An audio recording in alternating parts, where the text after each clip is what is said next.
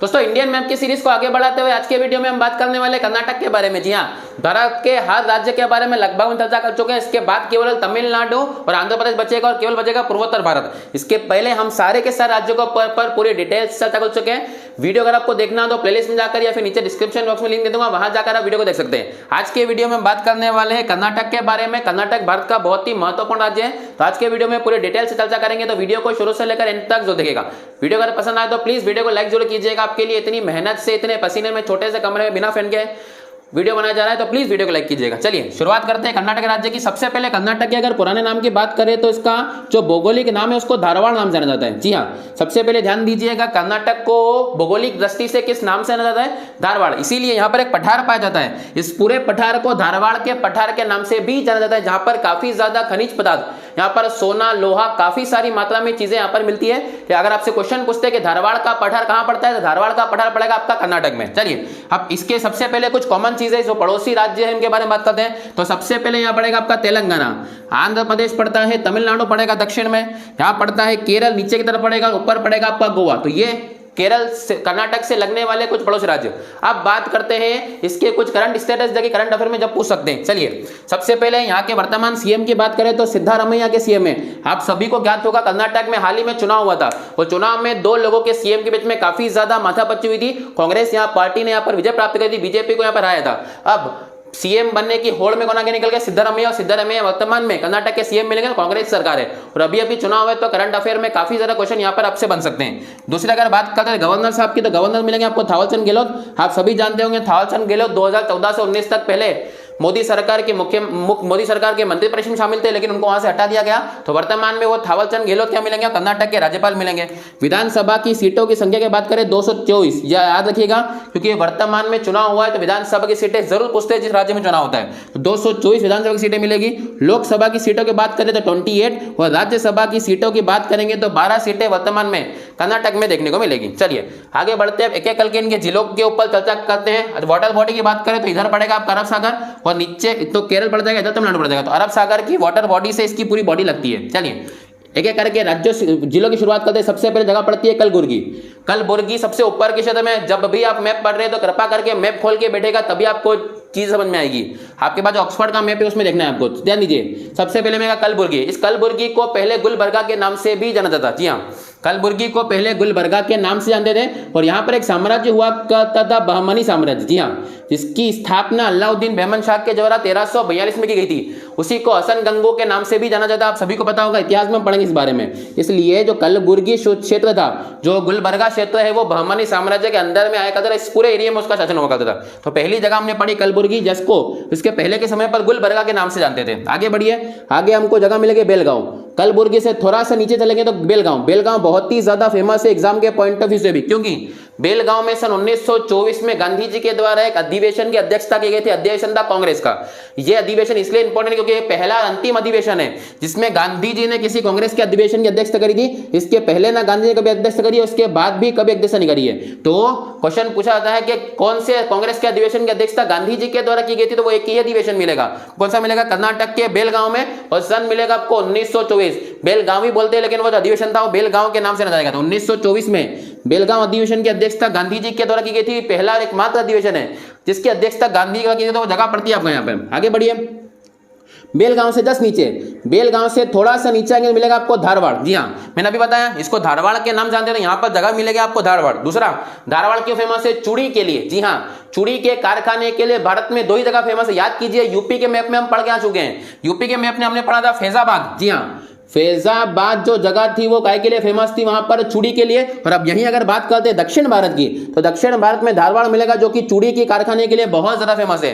तो भारत में दो जगह ऐसी पड़ती है जहां पर चूड़ी के बहुत ही ज्यादा फेमस है, यूपी और दूसरा मिलेगा कर्नाटक। उत्तर भारत के लिए कौन सा हो जाएगा आपका? यूपी वाला क्षेत्र। और दक्षिण भारत के लिए हो जाएगा आपका धारवाड़, जो कि चूड़ी के कारखानों के लिए बहुत ही ज्यादा फेमस है।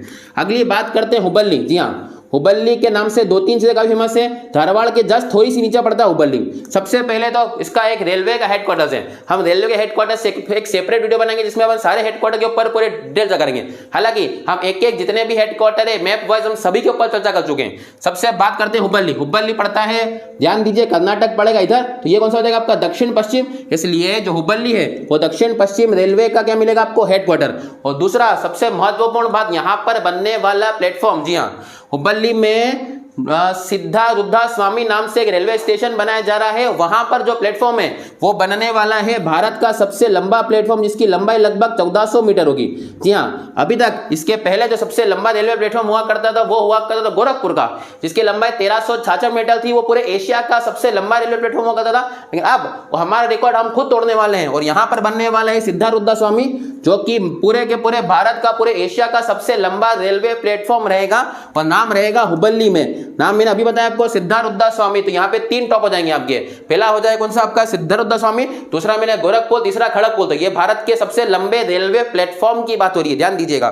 तो लगभग 1400 मीटर लंबा, भारत का सबसे लंबा, एशिया का सबसे लंबा रेलवे प्लेटफॉर्म कहां मिलेगा आपको, हुबल्ली में। सिद्धारुद्धा स्वामी यहाँ पर स्टेशन का नाम रहेगा। इसके पहले गोरखपुर हुआ करता था। चलिए आगे बढ़ते हैं। यहाँ पर एक जलाशय पड़ता है तुंगभद्रा जलाशय। जी हाँ, कर्नाटक की बहुत ही फेमस नदी है। कर्नाटक में एक बहुत ही फेमस नदी बहती है, नदी का नाम है तुंगभद्रा। और तुंगभद्रा के किनारे हम्पी पड़ता है और यहीं से नदी आकर मिलती है इसके अंदर। जी हाँ, तो क्वेश्चन पूछेंगे हम्पी कौन सी नदी के नाम पड़ता है। हम्पी पड़ता है तुंगभद्रा, कर्नाटक की बहुत ही फेमस। तेलंगाना से होते हुए नदी आती है और मिलती है आपका तुंगभद्रा में। तो तुंगभद्रा जलाशय कहाँ पड़ता है आपका, यह पड़ता है कर्नाटक में। कौन सी नदी किनारे पड़ता है आपका, ऑब्वियस सी बात है तुंगभद्रा जलाशय नदी के नाम पर ही रखा गया है। अब इसी के किनारे एक शहर पड़ता है, इसका नाम है हम्पी। जी हाँ, तुंगभद्रा नदी के किनारे पर पड़ने वाला शहर हम्पी आप सभी जानते होंगे। विजयनगर साम्राज्य के बारे में, इतिहास का एक बहुत ही महत्वपूर्ण दक्षिण भारत का वंश हुआ करता है, जिसकी स्थापना 1342 में, माफ कीजिएगा 1331 में यहाँ पर की गई थी। माफ कीजिएगा, सन गड़बड़ है, छोड़िए इसको। विजयनगर साम्राज्य की स्थापना यहाँ पर की गई थी हरिहर और बुक्का के द्वारा। जी हाँ, हरिहर तथा बुक्का, ये 2 भाइयों के द्वारा, इन 2 भाइयों के द्वारा यहाँ पर एक वंश की स्थापना की गई थी। वंश का नाम हुआ करता था विजयनगर साम्राज्य। जी हाँ, और ये जो विजयनगर साम्राज्य हुआ करता था, इसकी राजधानी हुआ करती थी आपका हम्पी। तो ये काफी ज्यादा इंपॉर्टेंट यहाँ पर रहेगा। और हम्पी जो है ये यूनेस्को की विश्व धरोहर में शामिल है, ध्यान दीजिएगा। विजयनगर साम्राज्य जो हुआ करता था, जिनकी स्थापना हरिहर बुक्का ने यहाँ पर करी थी, और ये कहाँ पे शामिल है, यूनेस्को की विश्व धरोहर में भी शामिल आपको देखने को मिलेगा। काफी ज्यादा इंपॉर्टेंट यहाँ पर है। और ये हम्पी जो है वो कौन सी नदी किनारे पर है, तो ये मिलेगा आपको तुंगभद्रा नदी के किनारे पर देखने मिलेगा। तो ध्यान दीजिएगा, हम्पी विजयनगर साम्राज्य की स्थापना, जिसकी स्थापना हरिहर बुक्का के द्वारा यहाँ पर की गई थी। आगे बढ़िए, तुंगभद्रा जलाशय बता दूंगा मैं आपको। अब हुबल्ली में पढ़ चुके हैं। हुबल्ली में भारत का सबसे लंबा क्या मिलेगा आपको, रेलवे प्लेटफॉर्म मिलेगा। चलिए थोड़ा कॉर्नर में आते हैं, तो जगह मिलेगी आपको कारवार। जी हाँ, कर्नाटक के सबसे कॉर्नर जगह में जगह मिलेगी कारवार। सबसे पहले यहाँ पर नौसेना का अड्डा है। जी हाँ, बिल्कुल कॉर्नर पड़ता है, तो वहां जगह मिलती है, इसलिए पूरा एरिया खाली पड़ता है यहाँ पे। तो वहां पर जो एक नौसेना का मिलेगा आपको, हवाई अड्डा मिलेगा।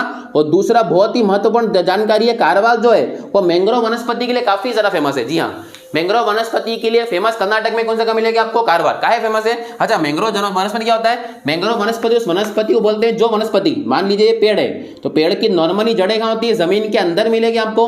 लेकिन जो मैंग्रोव वनस्पति होती है, इसकी जो जड़ें हैं वो जमीन के बाहर आ जाती है। जी हाँ, ऐसी वनस्पति वाले पेड़ों को मैंग्रोव वनस्पति के नाम जानते हैं। और ये जो पेड़ है ये कहाँ मिलेंगे आपको, ये देखने मिलेंगे कारवार में। ऐसा ही क्षेत्र आपको मिलेगा सुंदरवन का ढेला पश्चिम बंगाल में। मैं वहां भी आपको बताया था कि वहां भी मैंग्रोव वन काफी ज्यादा पाए जाते हैं। तो भारत में 2-3 जगह ऐसी जहां पर मैंग्रोव वन की काफी अधिकता पाई जाती है। तो मैंग्रोव वनस्पति के लिए जगह कौन सी फेमस मिलेगी आपको, कारवार काफी ज्यादा फेमस यहाँ पर देखने को मिलेगा। चलिए कारवार से सारे नीचे चलेंगे, यहाँ मिलेगा कुंद्रेमुख। जी हाँ, कुंद्रेमुख में लोहे की खदान मिलेगी। यहाँ पे काफी ज्यादा लो स्केल फेमस है।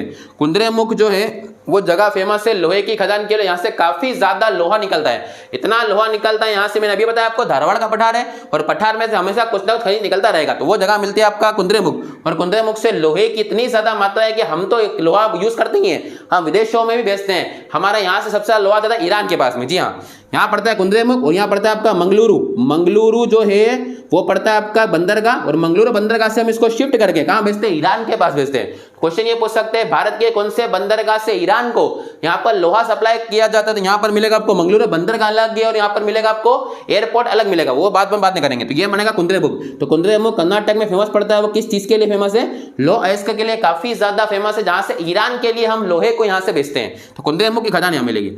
आगे बढ़ेंगे थोड़ा सा राइट चलेंगे तो मिलेगा हासन। जी हाँ, हासन काफी फेमस जगह है। क्यों फेमस है हासन? हमको फेमस मिलेगा इसरो के लिए। जी हाँ, लेकिन साहब हम तो इसरो का हेडक्वार्टर बेंगलुरु में। जी हाँ, हेडक्वार्टर तो बेंगलुरु में है। लॉन्चिंग सेंटर की बात करेंगे तो श्रीहरिकोटा सतीश अंतरिक्ष आंध्र प्रदेश पुलिकट झील के बीच में। लेकिन अगर हम इसरो के कंट्रोल सेंटर की बात करते हैं, इसरो का जो पूरा कंट्रोल सेंटर है जहां से इसरो की कंट्रोलिंग की जाती है, वो कंट्रोल सेंटर आपको मिलेगा हासन में। मेरी बात को ध्यान दीजिए, मैंने क्या बोला आपसे? अगर आपसे पूछते हैं इसरो का हेडक्वार्टर, तो हेडक्वार्टर मिलेगा आपको बेंगलुरु में। अगर हम इसके लॉन्चिंग स्टेशन की बात करते हैं तो लॉन्चिंग स्टेशन तो आंध्र प्रदेश पड़ता है, पुलिकट झील के बीचों बीच में सतीश अंतरिक्ष केंद्र। लेकिन उसका जो कंट्रोलिंग सेंटर है जहां से जितनी चीजें भेजी गई उसको कंट्रोल किया जाता है, तो वो कंट्रोल सेंटर आपको हासन में देखने को मिलेगा। तो इसरो का कंट्रोलिंग सेंटर हासन पड़ता है यहाँ पर। इसरो की स्थापना की बात करें, आप सभी जानते होंगे इसरो की स्थापना 15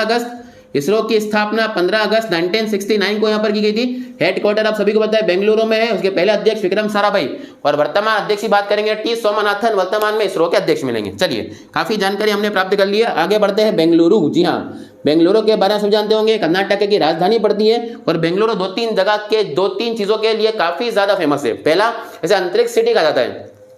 अंतरिक्ष सिटी कहने का रीजन ये है क्योंकि इसरो का जो हेडक्वार्टर कहां पड़ता है? बेंगलुरु में। दूसरा, मोस्ट इंपोर्टेंट सिलिकॉन वैली के नाम से जाने जाने वाली जगह। जी हाँ, बेंगलुरु आईटी सेक्टर के लिए काफी ज्यादा फेमस है। आईटी सेक्टर के मामले में काफी ज्यादा फेमस आपको बेंगलुरु मिलेगा। इसलिए यहाँ पे कंप्यूटर को सॉफ्टवेयर की बहुत ही ज्यादा भरमार बोल मिलेगी। इसीलिए भारत का सिलिकॉन वैली, वास्तविक सिलिकॉन वैली पड़ता है यूएसए में, लेकिन अगर हम भारत से कंपेयर करते हैं उसका, तो भारत का सिलिकॉन वैली किसे कहा जाता है?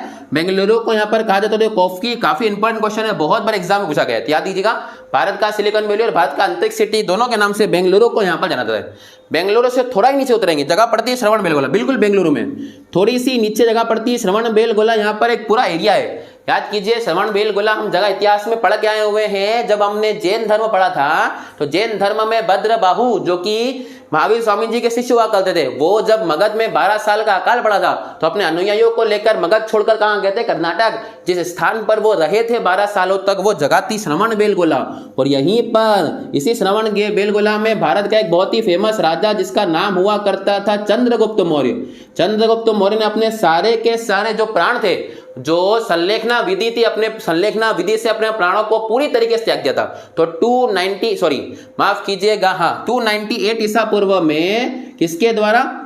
चंद्रगुप्त मौर्य के द्वारा अपने प्राणों का त्याग किस जगह पर किया गया था? श्रवणबेलगोला जगह कहां पड़ती है? हमारी कर्नाटक में। इसी स्थान पर चंद्रगुप्त मौर्य ने अपने प्राणों को पूर्ण रूप से त्याग दिया था। यही जगह पड़ती है श्रवणबेलगोला। चलिए, श्रवणबेलगोला से जस्ट नीचे चलेंगे तो जगह पड़ती है मैसूर। जी हाँ, मैसूर बहुत ही ज्यादा फेमस यहाँ पर जगह मिलेगी। सबसे पहले यहाँ पर एक मठ पड़ता है, श्रृंगेरी मठ। जी हाँ, चारों के चारों मठ हम भारत में पढ़ चुके हैं, क्योंकि हमारा जो मैप है वो लगभग कंप्लीट हो चुका है। चलिए, चारों मठों की बात करें तो याद कीजिए, उत्तराखंड के अपन ने पढ़ा था ज्योतिषी मठ। जी हाँ, उसके बाद पुरी में हमने पढ़ा था गोवर्धन मठ, जगन्नाथपुरी में पढ़ा था हमने गोवर्धन मठ, यहाँ पर पढ़ के आए हुए हम। दक्षिण में पढ़ने वाला मठ हमने अभी पढ़ लिया, क्या नाम है मठ का? यहाँ मिलेगा आपको श्रृंगेरी मठ। ध्यान दीजिए, श्रृंगेरी मठ का जो जीर्णोद्धार है, श्रृंगेरी मठ का जीर्णोद्धार यहाँ पर टीपू सुल्तान के द्वारा भी करवाया गया था। जी हाँ, कर्नाटक का एक बहुत ही फेमस राजा हुआ करता था टीपू सुल्तान। श्रृंगेरी मठ एक बार टूटकर क्षतिग्रस्त हो चुका था, तो इसका पूरे तरीके से जीर्णोद्धार करवाने का काम किसने करा था? यहाँ पर टीपू सुल्तान के द्वारा किया गया था। टीपू सुल्तान एक बहुत ही अच्छा राजा हुआ करता धर्म के नाम पे। राम नाम की अंगूठी पहना करता था, नाम से वो राजा मुसलमान था, लेकिन काफी धर्म का वो सम्मान किया करता था। और अगर हम बात करते हैं गुजरात की, तो यहाँ पर मिलेगा आपको शारदा मठ, जिसकी चर्चा अपन ने द्वारका में करी। तो हम चारों मठों के बारे में, आदि गुरु शंकराचार्य जी ने बुद्ध धर्म के समय पर हिंदू धर्म के उत्थान के लिए चारों दिशाओं में चारों मठों की स्थापना करी थी, और चारों के चारों मठ आपको देखने मिलेंगे। और हम ये चारों मठों के बारे में अलग अलग यहाँ पर चर्चा कर चुके हैं। तो आज हम चर्चा करेंगे श्रृंगेरी मठ के बारे में, जो कहाँ पड़ता है आपका? मैसूर में। राज्य पूछेंगे तो कर्नाटक राज्य देखने को मिलेगा, तो काफी इंपॉर्टेंट है जगह, आपसे पूछ लेना मैसूर।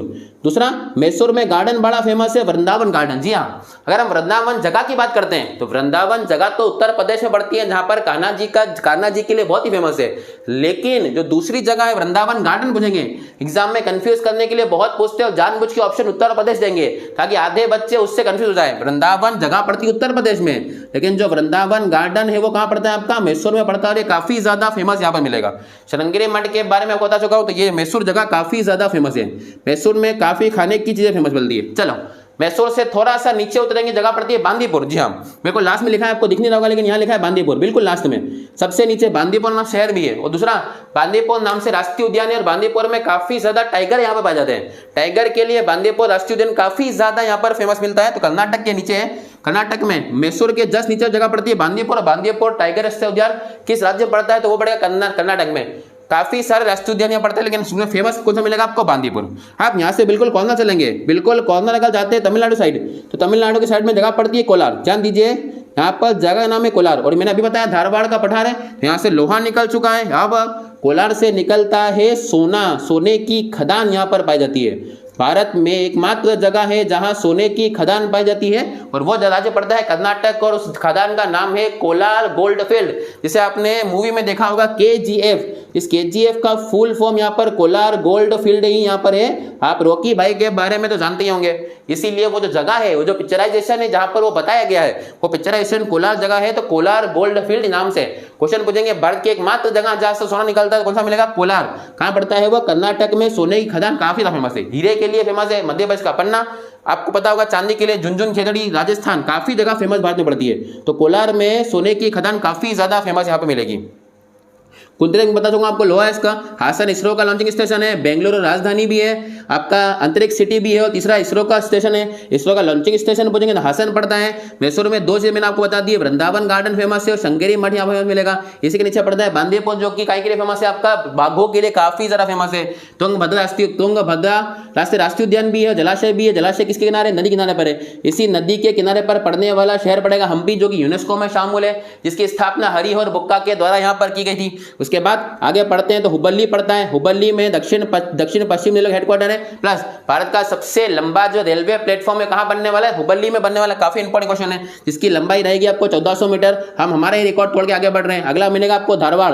धारवाड़ क्यों फेमस पड़ता है, चूड़ी के लिए। याद कीजिए, उत्तर भारत में फैजाबाद पड़ता है और दक्षिण भारत में धारवाड़ पड़ता है चूड़ी के लिए। बेलगांव में मैंने आपको बताया था 1924 में गांधी जी के द्वारा क्या स्थापना की गई थी, आपका गांधी जी के द्वारा कांग्रेस के अधिवेशन यहाँ पर किया था, पहला अंतिम। कलबुर्गी के बारे में बताया, इसका नाम पहले गुलमर्गा था। और बहमनी साम्राज्य, जिसकी स्थापना हसन गंगो ने 1342 में यहाँ पर करी थी। सारी बात पढ़ चुके हैं। लास्ट जगह पड़ती है आपका मंगलुरु। मंगलुरु में मैंने अभी बताया आपको, एक तो बंदरगाह है जहां से हम उसको लोहा बेचते हैं, और दूसरा मंगलुरु के नाम से यहाँ पर पड़ता है एक एयरपोर्ट। यहाँ का जो एयरपोर्ट है इसलिए फेमस है क्योंकि यहाँ पर table top runway. Table top runway क्या होता है सर, टेबल टॉप रनवे एक ऐसा रनवे है जहां पर पीछे की तरफ भी खाई है। अगर पायलट को अपना प्लेन उड़ाना है तो थोड़ा स्पीड में लेकर उड़ाना पड़ेगा। अगर वो थोड़ा सा मिस कर जाएगा तो नीचे खाई और पूरा प्लेन फैमिल हो जाएगा। तो इसलिए बहुत ही खतरनाक रनवे, ऐसे रनवे को टेबल टॉप रनवे के नाम से यहाँ पर जानते हैं। तो बहुत ही फेमस रनवे मिलता है टेबल टॉप रनवे। कहाँ मिलेगा आपको, मंगलुरु में। थोड़ी सी गलती हुई तो अगली नीचे खाई मिलती है। अगर वो इतना सा स्पीड नहीं पकड़ पाया तो पूरा का पूरा प्लेन का चल जाएगा खाई में। तो टेबल टॉप रनवे कहाँ मिलता है आपको, ये देखने को मिलता है मंगलुरु में। काफी ज्यादा फेमस चीजें हमने कर्नाटक में पढ़ी है, और बहुत ही फेमस राज्य भारत का कर्नाटक मिलेगा। अब हमारे भारत के केवल 2 राज्य बचते हैं। दक्षिण भारत में अगर बात करेंगे तो आंध्र प्रदेश और तमिलनाडु।